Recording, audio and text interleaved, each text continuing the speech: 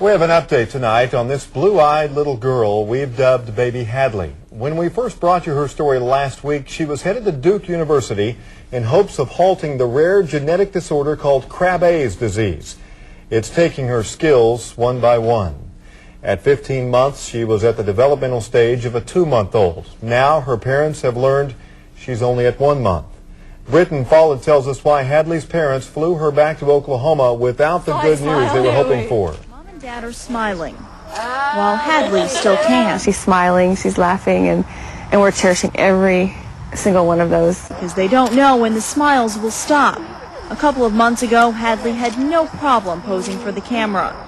Now she can't even lift her arm. They told us that she was too far progressed into the disease, that if we did decide to go ahead and go through with the transplant, she would be in a vegetative state. So the decision was up to Mom and Dad. That's not who Hadley is, and that's not how we want her to be remembered.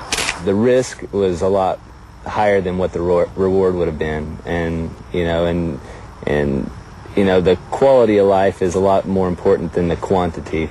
It wasn't easy, but Hadley belongs in their arms. It was just like coming up against another wall, and just we were upset pretty bad for that day. We went and ate, and I don't think anybody really ate too much that evening. But now they wait for a miracle. We hope to someday be back on here and saying, watching her run and play in this park. But they may have to settle for a snapshot to capture that lifetime for a little girl who's captured a lot of hearts. Hadley's parents say they're going to make the most of their time with Hadley. She loves bright colors and lots of activity, so they want to take her to an aquarium and to Disney World. She is a beautiful little thing, and the parents seem to be amazingly strong through this. They are. It's been amazing just talking to them about this. Britton, appreciate the story. On October 13th, Hadley will be put on a feeding tube. Hadley has her own website, by the way. It is www.hopeforhadley.com. Thanks, Britton.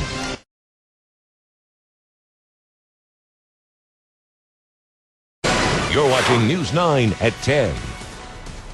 Back in September, we introduced you to baby Hadley, a 15-month-old who had just been diagnosed with Krabbe disease, a rare genetic disorder that caused her to lose her skills one by one, including her smile. Britton Follett tells us why there may be hope for Hadley and other babies. Doctors told Hadley's parents she had between 6 months and a year to live. There was no cure. She'd eventually lose all of her motor skills. It's been 7 months. The smiles only come once in a while now, but Hadley can still send her love. I didn't get my kisses. In October, Hadley was put on a feeding tube because she couldn't chew or swallow anymore. I mean, it almost killed her, I think. I mean, just after her head was locked straight back, her eyes were fixed to the ceiling. Rick and I both thought, this is going to be it. She's wasn't able to do much at all. She was really struggling to even just exist, basically. So we thought that this was going to be the end of Miss Hadley. Mom and Dad decided to try some new supplements for Hadley, designed to help her cells communicate better. And Hadley started moving again. As you can see, she's trying to sit up right now by herself. That's a good girl. Okay, yeah, see, that was new. She started growing hair, gaining weight. All the things doctors said would stop. We have a long way to go. Yeah, we have a long way. But we've gone up the hill instead of continuing to slide back down it. For the first time in months, she's even sleeping in the room with her name on the wall. We're hoping to call you guys back and say, come look at her, she's walking. In the meantime, they'll settle for the smiles. With the things that she's doing, we're pretty encouraged that her smile will be back. Armed with Hadley's story, Rick and Tara were invited to speak at the State Health Department today. Oklahoma is considering adding screening for Krabbe disease to the list of tests newborns are given at birth. If Hadley would have been screened at birth, she would have been a candidate for a bone marrow transplant, which would have halted the disease before it started. Back to you. All right, Britton, thank you. Newborn screening for Krabbe is $150. The Lorgs tell us they learned New York is the first state to make testing for the disease mandatory on all newborns.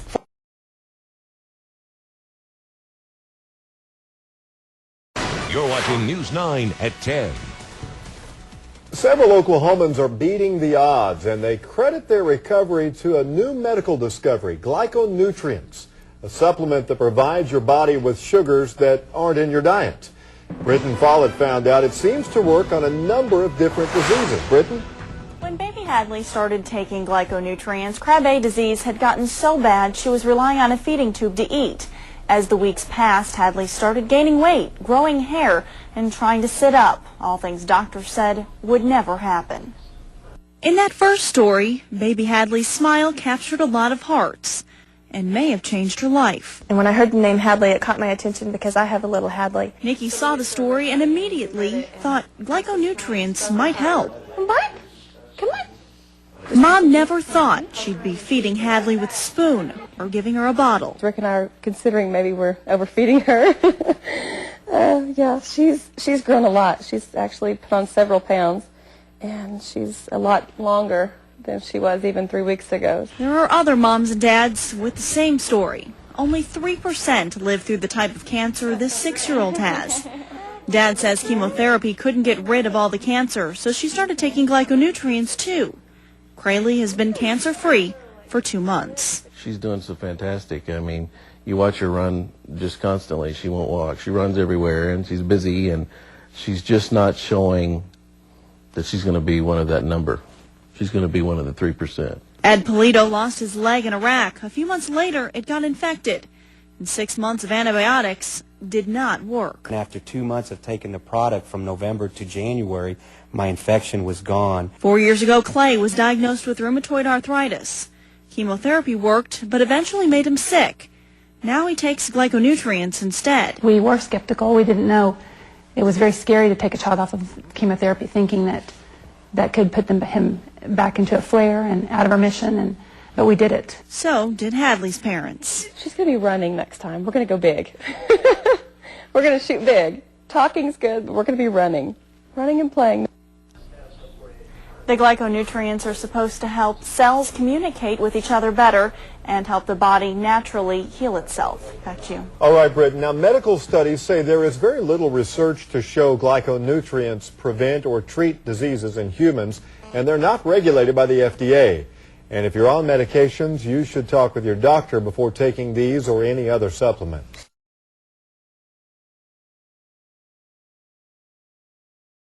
You're watching News 9 at 10. Welcome back. Over the past few months, we've told you about a number of Oklahomans who say they're beating the odds using sugars. But some doctors are skeptical. And one of the only research teams in the country is right here in the metro. Britton Follett went to find out how glyconutrients work. Since we first told you baby Hadley was getting better taking glyconutrients, my phone has been ringing with people looking for more information. What we found is doctors are looking for more information too. Baby Hadley was only supposed to live another 6 months to a year. Clay had been diagnosed with rheumatoid arthritis. This soldier had an infection in his leg. Kraylee had a rare cancer. Only 3% survive. Baby Kelsey has the only documented case of her chromosome disorder anywhere in the world. All 5 are taking glyconutrients and seem to be getting better. Dr. Saunders says she does not tell her patients to use glyconutrients, but several have asked about them, so she started reading up. So it's felt that these glyconutrients are helping our body work more naturally like it's supposed to by making the proteins work the way they're supposed to. And so they're boosting our immune systems in a more healthier way. Researchers say sugars are basic building blocks. Our body is supposed to produce them naturally, but some people do not. That's where some believe glyconutrients might help. Dr. Cummings is one of the only scientists in the world who study the way sugars work in our body. But we know that defects in the ability to make glycoconjugates are associated with many human diseases. So it's quite likely that if an individual is deficient in some aspect of carbohydrate metabolism, that some nutritional supplement might help in that case. Researchers say glycobiology is a new concept, and not enough studies have been done to prove there is really a need to give your body extra sugars by taking supplements. There are doctors who are actually using these on patients to see what their effects are. good and bad. I'm skeptical, but in a healthy way. You know, we need to see more information. More studies need to be done by researchers who do not have a stake in it.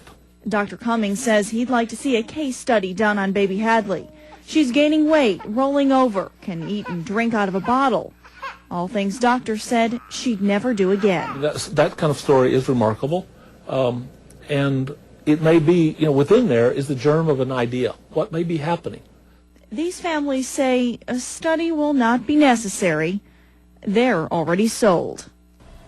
And the doctors we spoke with say taking glyconutrients will not hurt you. They're just sugars. But they say it's too early to tell whether they are effective in healthy people.